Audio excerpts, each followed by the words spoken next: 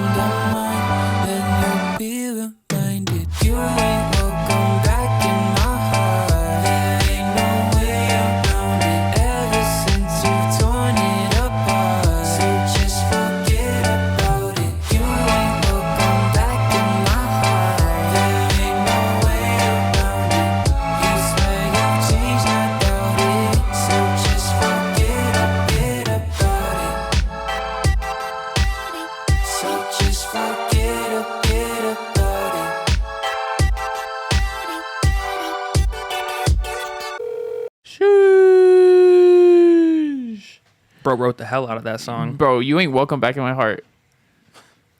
This is about him, guys. This is all about Pres, the rapper, avocado farmer, James Washington. Honestly, man, as long as I'm welcome back in the shed, that's all that matters to me. That's facts. Yeah, this is where the avocados are sold. It's true. The whole distribution is based out of here. Right, on God. So those are the lyrics. Those are the song. That's the song. That's the song. But that's not the lyrics. We're gonna go into the lyrics. Let's dive in. Are you ready to dive in? I'm ready to dive into these lyrics, bro. Dude. Are you ready? Let's dive. Let's dive, guys. Let's dive. What are we diving into? We are diving with Right Off the Rip. And we actually mentioned this a little bit on the production episode, which you should check out if you haven't. But you pretty much start off the song with "Don't call me baby. Ever since you left, you killed my mood." Yeah, right. So we talked a little bit about how that may have two meanings, a little double entendre action. Care to explain? Yeah. So, well, like mentioned in the podcast previous, that this is like, so they could be taken into two ways, you know, especially since in the production you hear like that like phone call sound like exactly like that, you know. Yeah, it sounds just like bro just did that and threw in the song. Exactly. And so like, so obviously it could be interpreted as like, don't call me on the phone, you know, like stop calling me. But the way that I meant to write it was like, don't call me baby, like as in like don't use that as like a name for me. Don't like use it as a nickname. Yeah. Because like, you know, the whole song is about like you're not welcome back here, so don't pretend like you're still allowed around, you kind of Right. thing, you know. So yeah.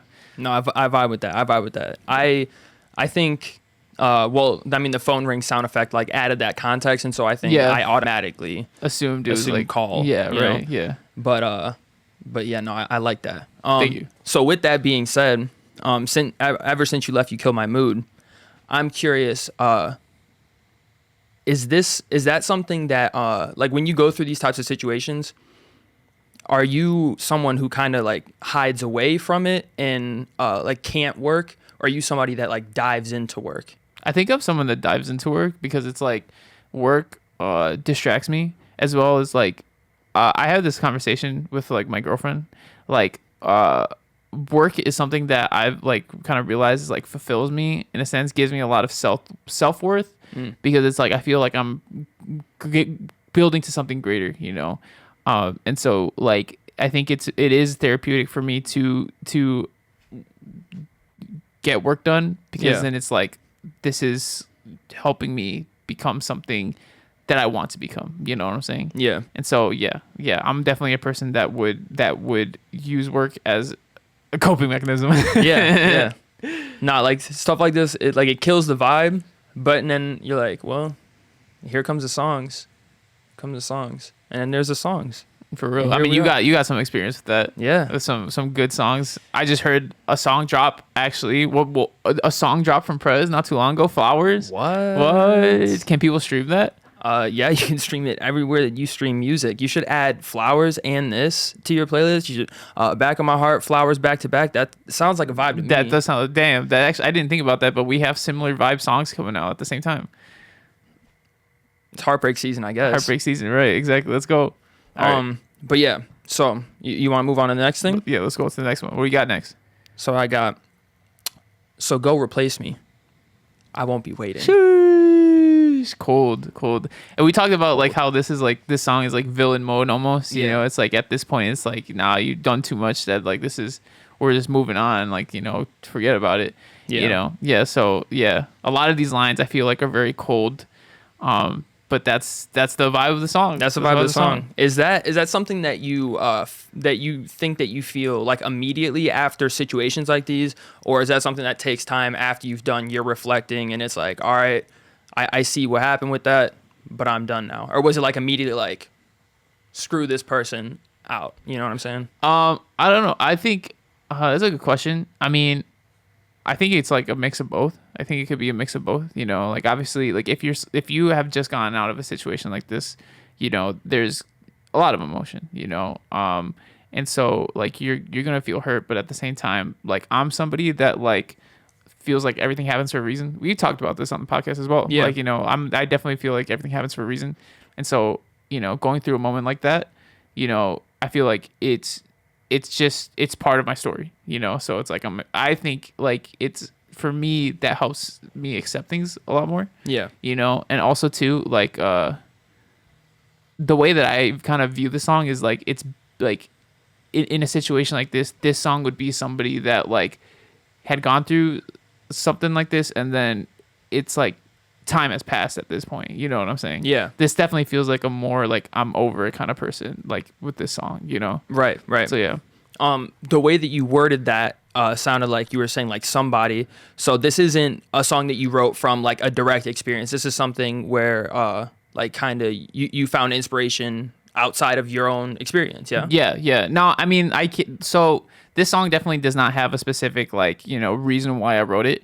This definitely like was just I mean, the instrumental sounded cool, sounded eerie, sounded dark, and I felt like this kind of context fit the song. Yeah. And so I can like, when it comes to songwriting, I think us as writers, we draw from experiences. It's like the easiest way to write authentic sounding music. Yeah. And so like writing these things like they're like these could have been feelings that I felt before, but again, these are just a culmination of experiences and stuff like that put into a fictional story. You know what I'm saying? Yeah. So yeah, but yeah, Gotta make songs, eh? gotta make songs. We gotta make songs. Hey, and if the song's good, you know what I mean? You got a good song here. I'm So you good. go. So and then the chorus, you ain't welcome back in my heart. So with that, once you dispel somebody from your heart, is it difficult for you to then go and let somebody else in? Like, is it like, does that take a long time for you, or are you, because it seems like you understand that, everything is a part of the story, Yeah. or does it take some time to get there though? I don't know. I don't know about like, that's a good question. I definitely feel like, for me, it's like, I definitely think having like a lot of time for yourself or like for myself, like is important because then you can really reflect, learn, and know that like move into the next thing with clear vision and like I don't want to say clear objective because that sounds like weird talking about relationships and stuff like that, but it's like you can know what you want from the next one because you learned from the last one. And I think having the time is it's a good buffer to be able to understand your feelings and what you want and like where you want to go, Right. So yeah, but I don't necessarily think there's like a time limit to that though. You know what I'm saying? Yeah. And another thing too is like when you're in relationships as well, it's like moving from like you're constantly always going to be learning and healing from like multiple things at once, regardless if you're in a relationship or not. And being in a relationship arises new things to like think about, go through, experience, and heal from. And so it's like there's no time limit to like moving to the next like heart, I guess, if you want to say and stuff like that. But yeah, like for sure. So you're not a rebound type of guy. You're a guy that's like, no. We need to reassess, reevaluate, go in, fresh game, and see what's up. Exactly. Yeah. Yeah. That's cool. Next I got, you swear you changed. I doubt it. Man, I feel like a lot of times, I mean, just in general, but also specifically like in songs like this, it's like this person switched up on me. This person changed. And I see what they're saying, but I think that change is such a critical thing to life. Like changes what living is, surviving, thriving. That's how you get there, is through change. Stagnancy is what kills. Right. And exactly. it's, that's what killed this relationship, right? Yeah. Right. Or like that type of vibe. Yeah. So yeah, I really vibe with that. When it comes to change, botch this one. Not gonna lie. I think I know what you're trying to get at though. I think like because when it comes to change, like do you feel people can change? Is that where you're going with this? I think, how important is it to you that people change and grow with you rather than keeping it that same person that you fell in love with at that time? You know what I'm saying? Yeah, I definitely think change and growth. Well, here's the thing: there's growth and there's change. I feel like it's like this. It's like you can kind of think of them differently. Fundamentally, as people, I think it's really hard for somebody to change who they are fundamentally.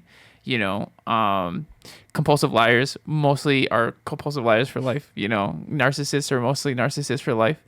And then again, there's like some other things that go behind it. There's like narcissistic personality disorder, things like that. But like, I feel like, I mean, I'm a very optimistic person, but at the same time too, like I can be pessimistic in some aspects. And I definitely think like when it comes to people's foundational self, who they are, it takes a lot for somebody to actually make a change. I do think people can change, but most people don't. I genuinely believe that most people don't change. But people can grow though. I think, overall, I'm always going to be a goofy, optimistic person, and I don't think that's ever going to change. But I definitely will grow into different like parts of that optimistic, goofy kind of person. Yeah. Somebody that's bitter, that's like negative all the time. Especially if they're like at our age right now, I think it's kind of fundamentally ingrained in them at that point to kind of be that way. And while people can grow to completely do a 180 and change, I feel like I'm a little pessimistic where I don't feel like people can like, it's hard. It can happen, but it's genuinely, I think, like, it's hard for people to, Yeah. Do you ever feel like burdened, in, I guess it would specifically be in like a relationship or like a more closer, any sort of close relationship, but do you feel like it is your duty to like help that person change, or do you think that it's something that person really has to make the conscious decision to work on their own? Somebody has to, okay, so yes, somebody needs to make the conscious decision on their own. You definitely cannot be a savior for somebody in a relationship. Like, you are, when it comes to relationships, every party is, or both parties are responsible for their own feelings, right? Us as friends, right? If you're down and you're sad, like, I want to be there for you and help you, right? And I'm going to do, it's my responsibility as a friend to be there for you, and like, have your back. But it's your responsibility as a human being to handle and deal with these emotions, and you're not yourself, but to not expect anybody else to change that for you. You know what I'm saying? Like, you don't put that responsibility of your own emotions onto somebody else. And so in a relationship, you have responsibilities to each other, but you don't have responsibilities for each other. You know what I'm saying? Whoa. Sure. Clip that. Sure. Clip that. Right. Exactly. And so, yeah, like, when it comes to like relationships and stuff like that, it's like, it should never be your responsibility to make somebody happy in a relationship. But you should never be their source of happiness, because then you are ignoring your own needs and your own responsibilities as well. Like, you're just like how you hear about like the 30-year-olds that like live at home and have no job and play video games all day or whatever, because their mom enabled them to, or their parents enabled them to stay at home and do all that stuff, and like, never force them. Same thing with relationships. It's like, if you enable your partner to have to not uphold their responsibilities as a human being, to care for themselves, then that burden falls on you. Because, within the situation with the parents that have a son that's at home, the burden falls on them to take care of their son for his life. Yeah. So it's like, yeah, boundaries, bro. Boundaries. Yep. Boundaries. Yep. And you gotta say them. You gotta put them out there, even if it's uncomfortable. Exactly. Because if you don't, then that's where bad situations start developing and spiraling. Oh God, don't want that. Boundaries, guys. For real. But I just really liked this line. Somehow you blame me when you betrayed me. Jeez. That's textball gaslighting, dog. Yeah. Like, why are you doing that? Yeah. You know what you did. Exactly. You know what you did. Yep. Like, name one thing worse than somebody blaming you for something that they messed up on, bro. Exactly. Gaslighting 101, guys. It's impossible. So, and then what I don't know what section of the song this is, but this is a long quote. Yeah. But this right here. Yeah. This is it. Yeah, I hope it's the one that I'm thinking of, because I love this one that I'm thinking of. So go ahead, say it. Oh, shoot. Goodbye. I hope you get what you like, and in the end, it still doesn't suffice. And now and then, for the rest of your life, I'll come to mine. Shoot. That's cold-hearted, dog. For real. That's cold-hearted. Right. That's the line I was thinking of. And it's, I love that, because villain mode type of song.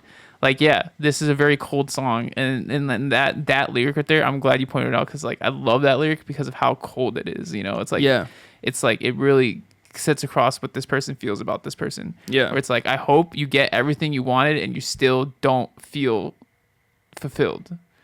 Like, damn, man, that's crazy. This might be personal, but like, have you had situations where you feel that way? I mean, yeah, I'm for sure. Yeah, like I've definitely like felt that way before. Yeah. You know, and it is a very cold stance to have. Yeah. You know, I definitely view myself as a more compassionate person, you know, and I definitely wish the best for, you know, people and stuff like that.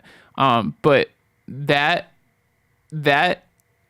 sentence right there is a very different kind of, I guess if you want to say hatred, you know what I'm saying? It's like not even hate, but it's like, I hope everything works out for you and you're still set. You know what I'm saying? Bro. It's like, it's crazy. It's like, it's cold. It's a cold-hearted line. Yeah. It's cold. Yeah, for sure. But I'm glad you pointed it out because, like, yeah, that line, when I wrote it, I was like, that's exactly what I want to portray with the song. Yeah. Yeah. I mean, bravo. Bravo. You. I think you nailed it. Both with the production and with the lyrics. I think you're right. Like that cold, eerie vibe is just like consistent throughout. Right. So, Yeah. bravo. Thank you. But yeah, that's what I got for the lyrics. Jeez. All right. So then, if that's what you got for the lyrics, you ready to move on to this cover art? You have not seen this cover art yet. And I don't. Okay. So I want to preface this so that we don't bring the expectations too high. Right. It's not. I don't think it's like super crazy, but I love it because I think it's like unique. You know. And especially like with this song, I think it fits. Right. All right. So this is the cover art. Prez has never seen this cover art. Oh wow. Right. Yeah. So. Oh wow. Yeah. No, you meant these words, bro. It looks like you meant those words, man. So like, so with this cover art, we got like this whole silhouetted vibe. And when I was working on the cover art for the song, I didn't know what I wanted to do. Obviously, like we've talked about it multiple times, like when we break down these cover arts, like I try to do something related to the song. Mm-hmm. So like, you know, something that like is either mentioned in the song or like an action that's like being said or something like that. Like symbolizing it. Yeah, exactly. And with this song, I feel like there wasn't really, I couldn't think of anything to symbolize the idea of the song. But I knew the feeling of the song was really dark. You know, it's a really dark feeling. And so I was searching up on Pinterest for inspiration, dark portraits, and I came across this one portrait where like this girl was on a black background where she was just lit by one light and like everything else is just like dark, right? So it was just like that. And so I did the inverse of that, where it's like, you know, it's a white background, one light, but like you still have the silhouette of it, and it's black and white, you know. And I never do a black and white cover, right? But this was intentionally black and white, and you can see too, like the way that I have, like, there's no like specific outline on the shoulders and things like that. It's like it's like, what's that word? Noir. What does that mean? What does that mean? Don't know what it means. I don't know what it means either. But that's the word. That's the word. That's the word though. Yeah. And so that's the cover art. So this is how that looks like. And so we'll break it down real quick in Photoshop. But actually, I think I have the woman painting here. This is inverted right here because I wanted to see how it would look like with the idea that I had in mind. This is from Pinterest. I took this off of Pinterest. So let me go back to this and invert. Where did I have it? Invert. So this was the inspiration, you know. But obviously I do all my cover arts on a white background. I'll do it on black backgrounds, and I wasn't going to change that today. I contemplated it, but I was like, nah, that's too different. I want to stay consistent with my cover arts. And so, you know, so I inverted it to see like, all right, how would this look like, you know, the other way? And I'm like, okay, if I'm going to do it this way, then the black needs to be the shadow, the white needs to be the highlights. And I got to do it like, you know, you see how like there's no outline on certain parts. Yeah. I'm like, all right, I want to have this kind of vibe. Yeah. So, this is my Losing My Mind cover art. I use this. I feel like when it came to the front facing cover arts that I've done, Losing My Mind has one of my favorite drawings for front facing me, you know. So I use this as a base to sketch out the where is it at? Not that. Sketch out the to sketch out, you know, the drawing. You know, and so here's the sketch. Obviously, like just a sketch. The magic happens when you do the whole shading and lighting and all that. And so I did, let me see if it's actually in here or not. Nope. I did like a little like test shading on top of this. I don't know exactly where I have it, But is this it? Oh yeah. So this is the test shading, right? So you can see like I have the opacity of the original sketch layered down or like brought down so that I could like shade it in and test how it would look like. And this is what I ended up with, like this whole side is like being lit by one, like the way that we talked about this before. I imagine lighting, Right. so that like, if like it's not true to life, but like as accurate as possible when it Yeah. comes to lighting. And so in my mind, there's a light directly on the side, so this whole entire part of my face is shadowed. And I only wanted to do black and white, right? But there are certain areas like the hair, for example, that, I wanted to texture a little bit just to show that it's there. But eventually I ended up scrapping the idea of putting like that texture, and you can see right here, like I had, this going on. But I scrapped that idea because I felt like without it, it's a lot cleaner, a little sharper, Yeah. And you can also see too, like I also had with the original like test shading, there's some like highlights being caught in the glasses over here and then some on the collarbone, to give it a little more shape. But instead of doing it with like, having that, I like outlined the glasses with like, white, putting a little thing right there, and I just kept the collarbone out. But yeah, so that's how we did the cover art. I like that one.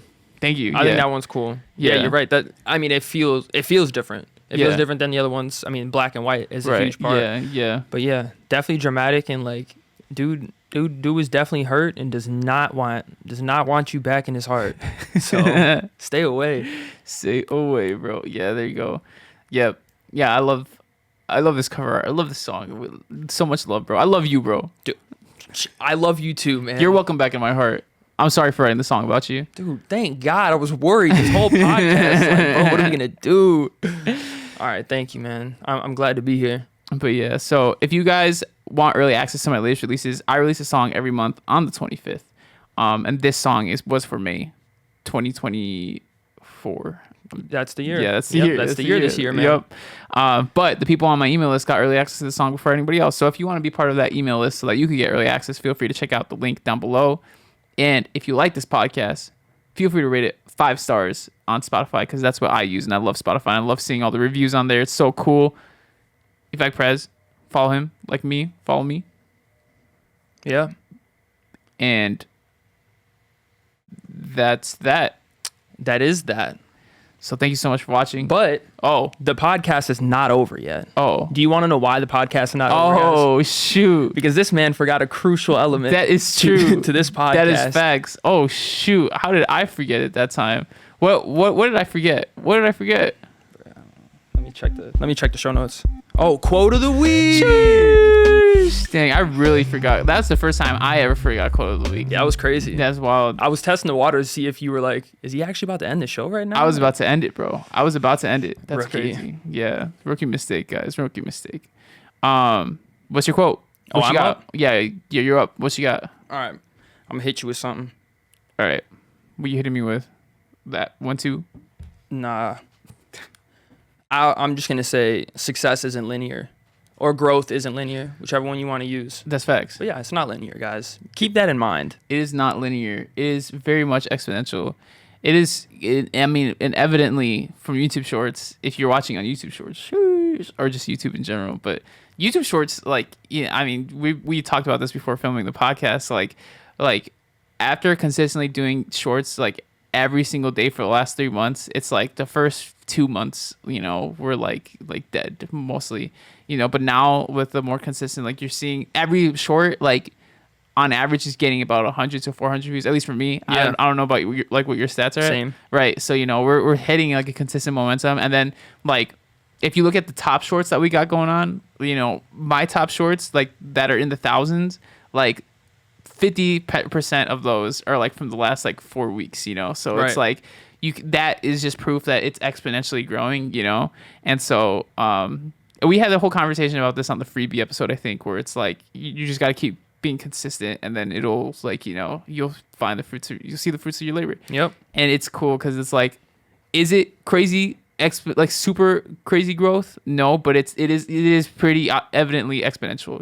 It's like, Yeah. we're doing well. We're doing Yeah. well. And so yes, growth is not linear. It is, though, might be potentially exponential, and that, in my opinion, is better than linear.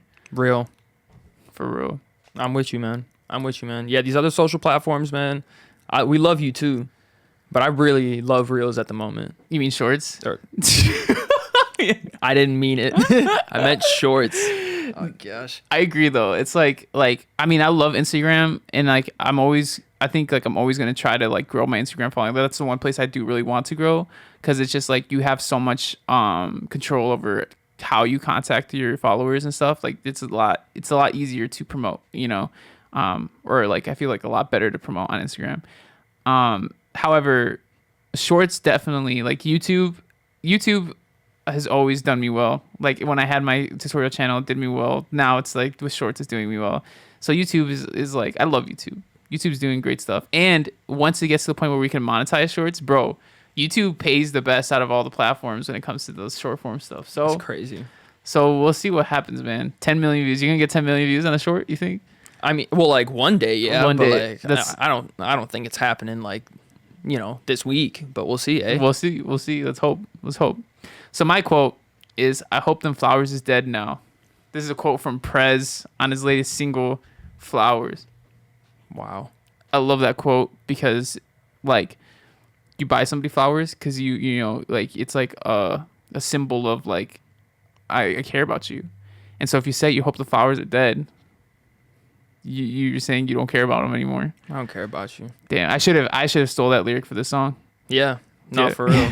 Not for real. Yeah, I think actually that that song, like developing that full song, came from, you said something. I forgot what it was, but I remember that like I had an idea for doing something around flowers, I think. Yeah. And then I forgot what happened, but you helped inspire that song. So just know really, that. I did not know that. Yeah, that's crazy. Yeah, that happened. You're finding out right now on the podcast, guys, that I inspired that song. I'm the reason why that song has 1 million streams right now. Yo, that's crazy. That's crazy. The song. We don't know how the song is doing yet. It hasn't come out yet, but yeah. But we're hoping it does well. Yep.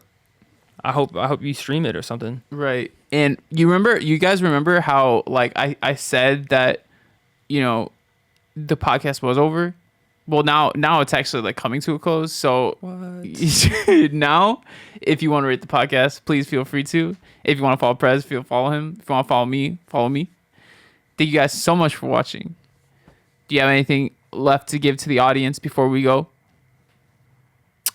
I love y'all. Sheesh. And I love y'all too. My name is Adriel Rivera. This is Tegan James Pres Washing Machine. That's me. And we make music in my shed.